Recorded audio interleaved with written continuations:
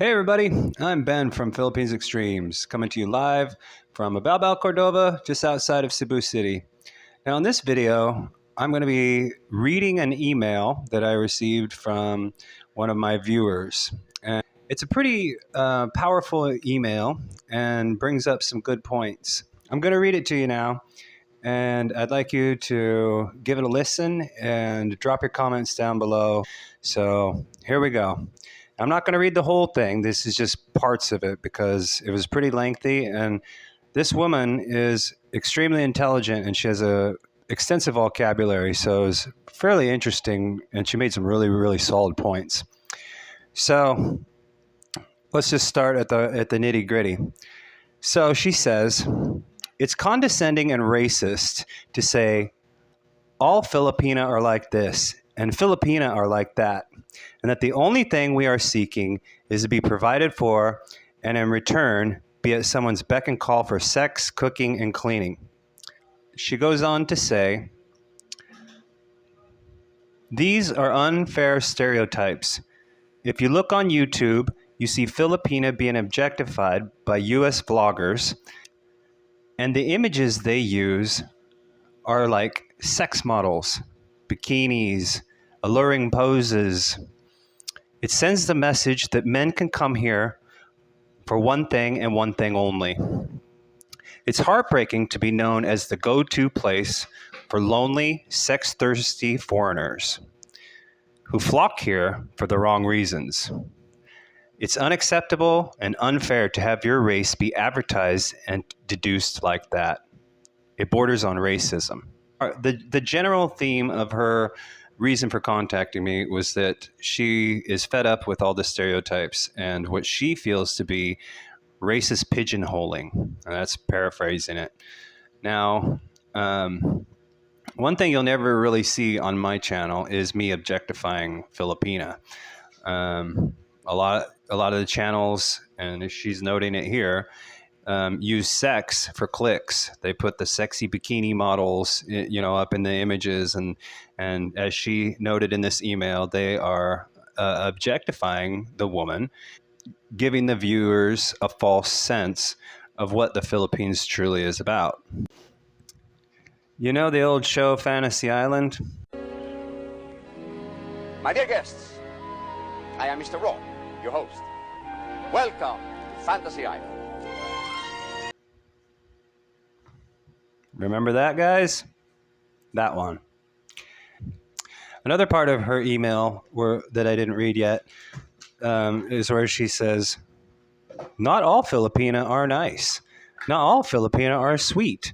Not all Filipina fit the stereotype of being loving and good housekeepers.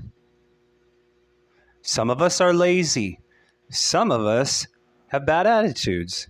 People are people, and you cannot fit us all into your specific design and assume that everybody is that way.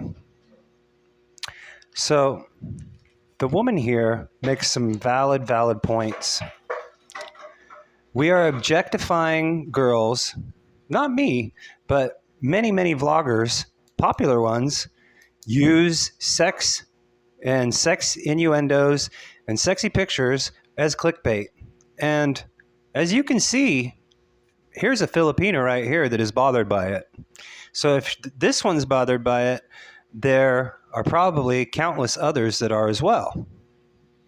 Objectifying a woman and advertising, as she said, advertising and deducing an entire race to fit your model